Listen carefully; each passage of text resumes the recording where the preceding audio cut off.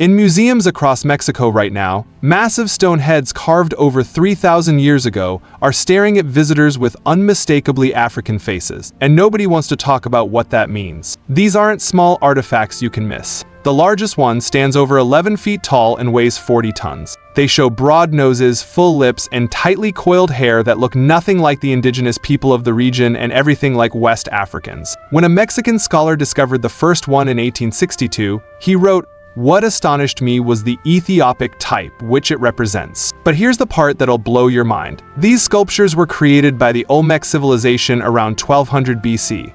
Over 2,000 years before Christopher Columbus was even born. So how did Africans reach the Americas centuries before Europeans? Why are there African DNA markers in some Native American populations? And why has this history been systematically erased from textbooks while Columbus gets a national holiday? The standard story we're taught goes like this. Before 1492, the Americas were isolated from the rest of the world. Native Americans had lived there for thousands of years after crossing the Bering Land Bridge from Asia. Then Christopher Columbus stumbled onto the Caribbean islands while trying to reach India. Europeans flooded in, and Africans were brought over as slaves starting in the 1500s. End of story. But that story is incomplete, and the evidence proving it has been sitting in museums, buried in archaeological sites, and recorded in historical documents for over 150 years. The problem is that acknowledging this evidence would completely destroy the Eurocentric narrative that has shaped how we understand history. It would prove that Africans were skilled navigators and explorers who reached the Americas as free people, not enslaved ones. It would prove that African civilizations had advanced shipbuilding and navigation capabilities. And it would prove that African culture influenced the development of some of the earliest American civilizations. Let's start with the most visible evidence, the Olmec heads. The Olmec civilization flourished in what is now southern Mexico from around 1200 BC to 400 BC. They're considered the mother culture of Mesoamerica, meaning they influenced every civilization that came after them, including the Maya and Aztecs. They built massive ceremonial centers, developed sophisticated art and architecture, created one of the earliest writing systems in the Americas, and made astronomical calculations that were incredibly precise. And they left behind at least 17 colossal stone heads that clearly depict people with African features. These aren't small statues. The largest one stands over 11 feet tall and weighs about 40 tons. They were carved from single blocks of basalt stone using tools that archaeologists still don't fully understand. Each head wears what appears to be a type of helmet, and each face is distinctly individual, suggesting they represent specific people, not generic figures. In 1862, a Mexican explorer named Jose Melgar discovered the first colossal head in Veracruz. He was shocked by what he saw and wrote, "What astonished me was the Ethiopic type which it represents. I reflected that there had undoubtedly been blacks in this country. The helmet worn on these sculptures has been identified by some researchers as similar to war helmets used by Nubians from ancient Egypt." But here's where it gets interesting. Mainstream archaeologists have spent over 150 years trying to explain away what these heads clearly show. They claim the features aren't African at all, just stylized representations of indigenous people. They argue that flat noses and full lips appear in many populations, so it doesn't prove African contact. They insist that any similarities are pure coincidence. But let me ask you something. If archaeologists discovered massive stone heads in Africa with distinctly European or Asian features carved thousands of years ago, would anyone hesitate to suggest contact between those civilizations? Of course not. The only reason there's resistance to the African Olmec connection is because it threatens the established historical narrative, and the Olmec heads aren't the only evidence. They're just the most visible. In the 1970s, a Polish craniologist named Andrzej Wersinski examined skeletal remains from Olmec burial sites at Tyle Tylko, Cerro de los Masas, and Monte Alban. He found skulls that showed West African characteristics distinct from indigenous American populations. His findings suggested that a significant percentage of individuals at these sites had African ancestry. Then there's the DNA evidence. Genetic studies have found African haplogroups in some Native American populations, particularly in regions of Central and South America. While mainstream scientists explain this away as recent admixture or statistical noise, the presence of these markers in Precolumbian remains suggests much earlier contact. There's also linguistic evidence. Harvard University linguist Leo Wiener spent years studying West African and Mesoamerican languages and found striking similarities in vocabulary, particularly words related to navigation, trade, and religious concepts. In his 3-volume work published starting in 1920, he documented words that appear in both Mandinka and indigenous Mexican languages with similar meanings. And then there's the agricultural evidence. Certain African plants appeared in the Americas long before Columbus, including specific varieties of cotton that show African genetic markers and bottle gourds that genetic analysis proves came from Africa thousands of years ago.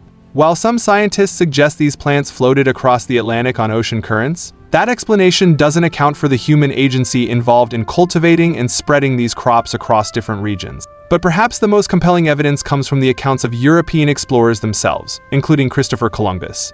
When Columbus arrived in the Caribbean, he recorded in his journal that Native Americans told him about black-skinned people who had come from the southeast in boats, trading in gold-tipped spears. Chemical analysis of gold from spears Columbus collected showed that the alloy ratio of gold, copper, and silver matched exactly the composition of gold being forged in West Africa at that time, specifically in Guinea. Columbus wasn't the only one who reported seeing evidence of African presence. Spanish chronicler Bartolomé de los Casas noted that some native peoples described encounters with African traders. Other Spanish explorers, including Vasco Núñez de Balboa, documented seeing dark-skinned people who didn't look like the indigenous populations they'd encountered elsewhere. But the most dramatic story of African exploration comes from the Mali Empire in the early 14th century, almost 200 years before Columbus. In 1324, Mansa Musa, the emperor of Mali, made his famous pilgrimage to Mecca.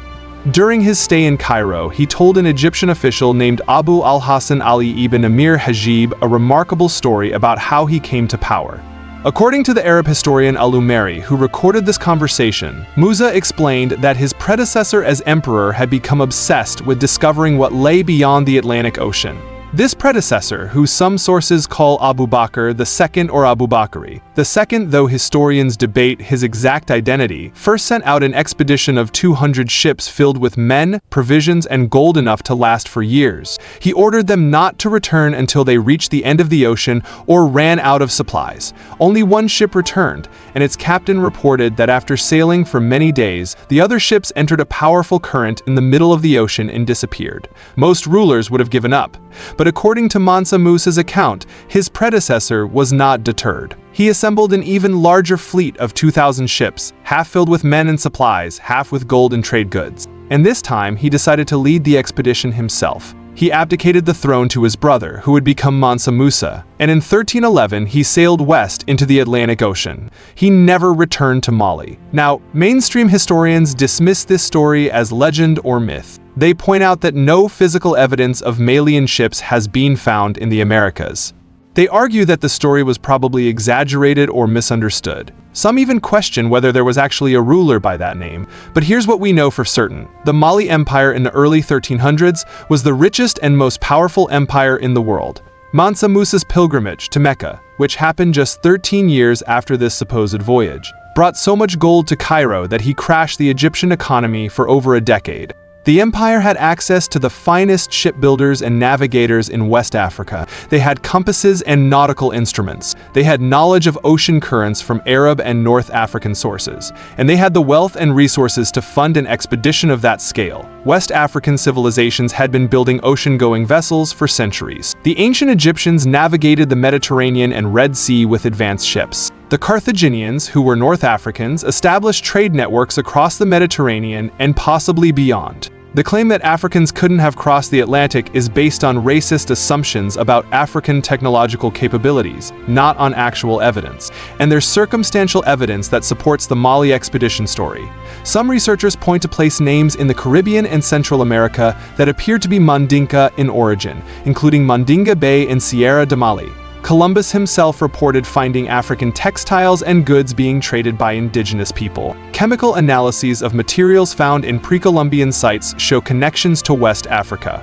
But even if we set aside the Mali expedition, the physical evidence of African presence in ancient America remains undeniable. The Olmec heads exist. The skeletal remains showing African ancestry exist. The linguistic and agricultural connections exist. The DNA markers exist. The contemporary accounts from Columbus and other explorers exist. So why don't we learn about any of this in school? The answer is simple. Acknowledging this history threatens the entire narrative of European superiority that colonial powers built their empires on. If Africans reached the Americas as explorers and traders centuries before Europeans, if they influenced the development of sophisticated civilizations like the Olmecs, if they were building advanced ships and navigating oceans while Europeans still believed the world was flat, then the entire justification for colonialism and slavery collapses. European colonial powers needed to portray Africans as primitive and incapable of advanced achievements to justify enslaving them. They needed to erase evidence of African maritime expertise, African exploration, and African contributions to world civilizations. They needed to create a narrative where Africans had no history worth teaching and no achievements worth remembering. This erasure was deliberate and systematic. When Spanish conquistadors arrived in the Americas, they destroyed indigenous records and oral histories that might have contained accounts of African visitors. European historians dismissed or ignored reports from their own explorers about African presence. Museums and academic institutions classified artifacts and remains in ways that obscured African connections. And textbooks simply omitted this entire chapter of history. The transatlantic slave trade made this erasure even more complete. Once millions of Africans were being shipped to the Americas in chains, the narrative became fixed. Africans only came to America as slaves. This single story, repeated for 400 years, completely overwrote the earlier history of Africans arriving as free explorers, traders, and travelers. Even today, when archaeologists discover evidence of pre-Columbian African presence, they face enormous pressure to explain it away or downplay its significance. Researchers who seriously investigate these connections are dismissed as promoting pseudoscience or Afrocentrism. Academic journals refuse to publish papers that challenge the established narrative. And funding for research into African American connections dries up. This isn't about replacing one myth with another. This is about acknowledging the full complexity of human history. Ancient peoples were far more connected, far more mobile, and far more advanced than we're taught. The Pacific Islanders navigated thousands of miles of open ocean using star charts and wave patterns. The Vikings reached North America 500 years before Columbus. The Chinese may have sent fleets across the Pacific, and Africans, with their rich maritime traditions and advanced civilizations, explored westward across the Atlantic. The evidence of African presence in pre-Columbian America doesn't diminish the achievements of indigenous American civilizations. The Olmecs, Maya, Aztecs, and other peoples built remarkable societies through their own ingenuity and effort. But acknowledging that they may have had contact with African visitors and incorporated some African influences doesn't take away from their accomplishments. It adds complexity and richness to the story.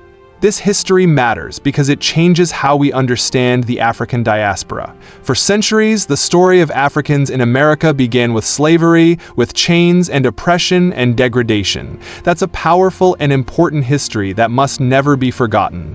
But it's not the complete history. Before the slave ships, before the plantation, before the auction block, Africans came to the Americas as explorers. They came as traders. They came as free people seeking new lands and new knowledge. When José Melgar stood before that first Olmec head in 1862 and recognized its African features, he was looking at evidence that Africans had been in America for over 3,000 years. When Columbus wrote in his journal about indigenous people describing black traders who had come before him, he was documenting a truth that later historians would try to bury. When skeletal remains with African ancestry are found at ancient Mesoamerican sites, they're physical proof that this history is real. The next time someone tells you that Africans first came to America as slaves, remember the Olmec heads staring across 3 millennia.